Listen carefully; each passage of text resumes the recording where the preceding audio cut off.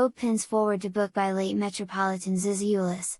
Pope Francis writes the foreword for a posthumous book by Metropolitan John Zizioulas of Pergamon, the late Orthodox bishop and theologian of the Ecumenical Patriarchate of Constantinople, entitled Remembering the Future, toward an eschatological ontology apostrophe. To hold this book by John Zizioulas, Metropolitan of Pergamon, in my hands is for me still to clasp his hands and the friendship that bound us together. A posthumous book, as the title tells us, it comes to me as a sign springing from a past that has been liberated in the future of God. I first met John Zizioulas in 2013 when I welcomed the delegation of the Ecumenical Patriarchate of Constantinople that came to Rome for the feast of Saints Peter and Paul. It was a meeting that confirmed for me the conviction of how much we still have to learn from our Orthodox brothers and sisters with regard to episcopal collegiality and the tradition of synodicality. In our conversations during successive meetings, he often brought up the topic of an eschatological theology that for years he had been hoping to turn into a book. When we prayed and reflected on the unity of Christians, he communicated his realism to me: this would only be achieved at the end of the ages.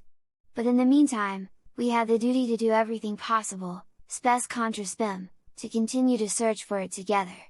The fact that it would be achieved only at the end should not feed complacency or find us idle. We had to believe that the future was already in operation, the cause of all being.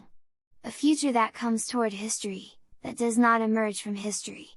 Not simply the end of the journey, but a companion in our life that is capable of coloring it with the colors of the resurrection and with the voice of the Spirit that would have remembered new things.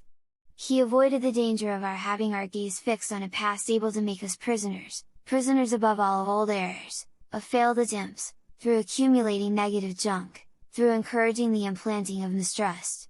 We all suffer the negativity of looking backwards, and the sincere search for the unity of all Christians suffers from this in a particular way. The value of our traditions is to open up the path, and if instead they close it, if they hold us back, that means that we are mistaken in the way we interpret them, prisoners of our fear, attached to our sense of security, with the risk of transforming faith into ideology and mummifying the truth that in Christ is always life and way. John 14:6, Path of Peace, Bread of Communion, Source of Unity.